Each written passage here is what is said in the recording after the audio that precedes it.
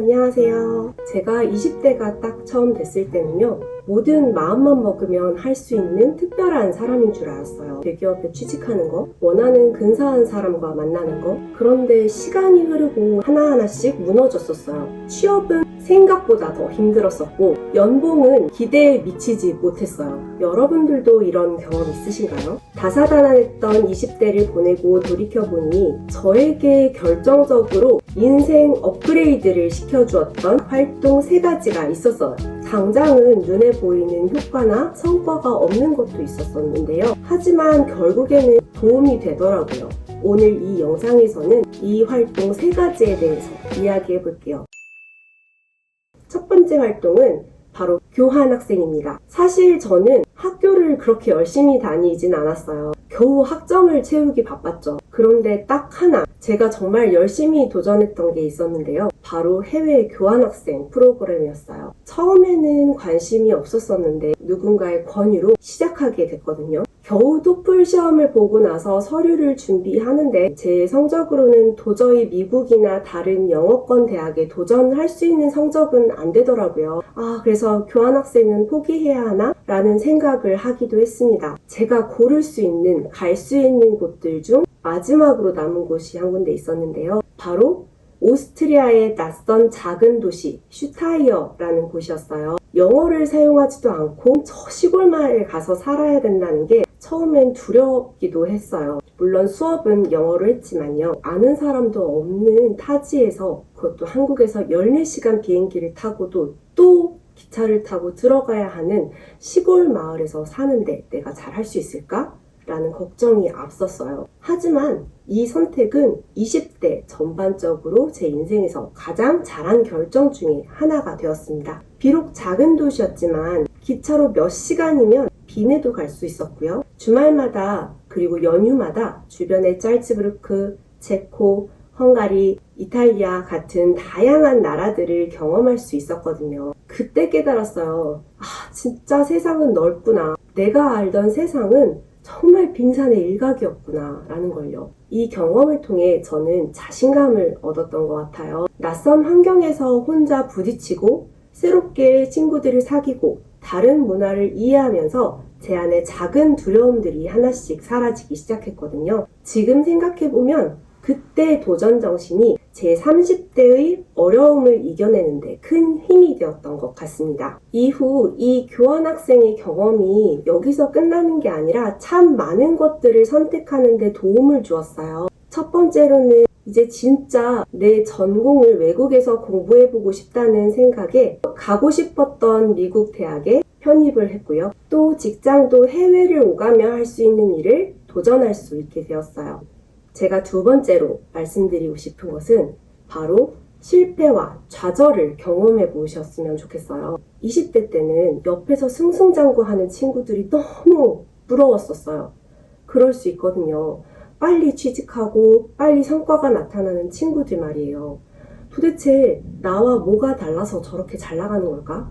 라는 생각이 들기도 합니다. 저도 취업 준비를 하면서 수없이 많은 좌절을 겪었는데요. 이력서를 넣고 면접에서 떨어질 때마다 제 존재감 자체가 떨어지는 것 같은 느낌을 받았어요. 특히 잊을 수 없는 경험이 있는데요. 인턴으로 들어간 회사에서 퇴사 통보를 받았을 때였어요. 당장 짐을 싸서 나와야 했는데 눈물이 나는 게 너무 창피해서 고개를 들 수가 없더라고요. 저희 동네에는 신경 안 쓴 둘째가 더 잘 된다라는 말이 있습니다. 제가 어렸을 때에는 첫째는 마치 엄마의 간판이라고 생각해서 실패하지 않도록 철저히 관리하시곤 했어요. 반면에 둘째는 비교적 자유롭게 키우셨죠. 재미있는 건 20대 초반까지는 첫째들이 더 잘 나가는 것처럼 보여요. 좋은 대학도 가고 스펙도 화려하거든요. 하지만 20대 중반이 지나면서 상황이 달라지기 시작하는 거예요. 스스로 부딪히며 실패로 겪어본 둘째들이 오히려 크게 성장하고 있더라고요.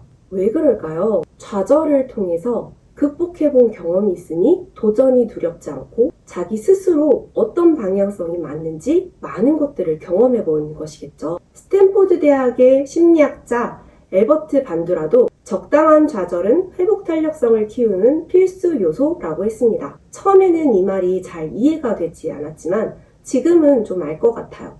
20대의 속도는 사실 별 의미가 없더라고요. 오히려 이 시기에는 정말 다양한 실패와 좌절을 경험하면서 진정한 나만의 방향성을 찾고 도전할 수 있는 단단한 마음을 갖추는 게 더 중요합니다. 그래서 만약 이 영상을 보고 계신 분들 중 현재 힘들고 좌절스러운 상황에 있다면 20대의 실패를 두려워하지 마세요. 앞으로의 인생에서 마주칠 더 큰 도전들을 이겨낼 수 있는 면역력이 되어줄 거예요. 마지막으로 소개하고 싶은 건 심리학 공부 또는 심리 상담입니다.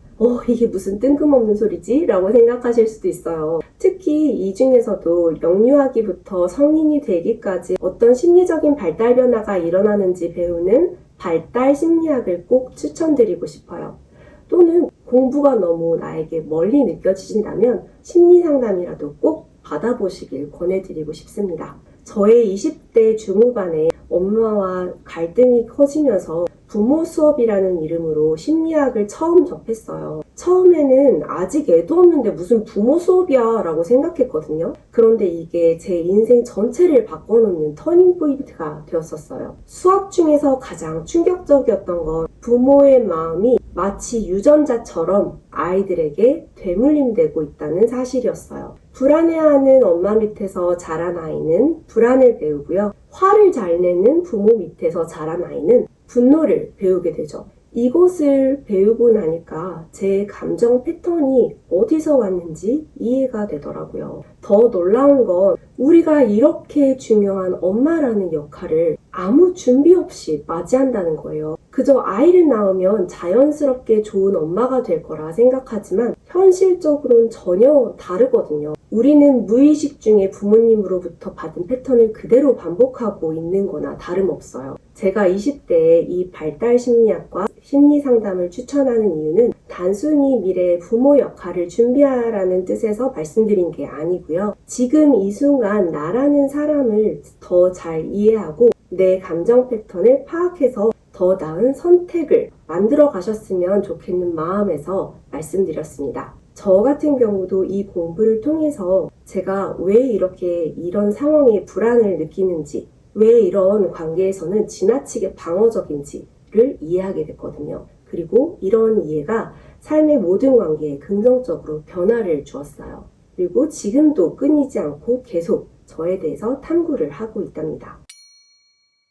속담 중에서 젊어서 고생은 사서도 한다 라는 말이 있어요. 그런데 저는 이 말을 믿지 않았어요. 될 수 있으면 꼼수를 부리거나 지름길로 가는 쪽을 선택해왔거든요. 빠르게 할 수 있는 길이 있는데 굳이 돌아가는 것이 시간 낭비라고 생각했어요. 또 당장 효과가 없거나 성과가 없으면 빠르게 그만두곤 했습니다. 하지만 지금 40세가 된 제가 돌이켜보니 20대 때 돌아가는 길이라고 생각했던 경험들이 오히려 제 인생을 더 풍요롭게 만들어 주었더라고요. 돌이켜보니 정말 잘한 3가지 활동을 여러분과 나누어 봤어요. 여러분들도 한번 생각해보세요. 자신에게 집중해서 자신을 위한 투자를 한다면 30대, 40대가 됐을 때 그 가치는 분명히 몇 배로 돌아올 거예요. 여러분의 20대가 더욱 풍성해지길 바라면서 오늘 영상은 여기서 마치도록 하겠습니다. 오늘 영상이 도움이 되셨다면 구독과 좋아요 눌러주세요.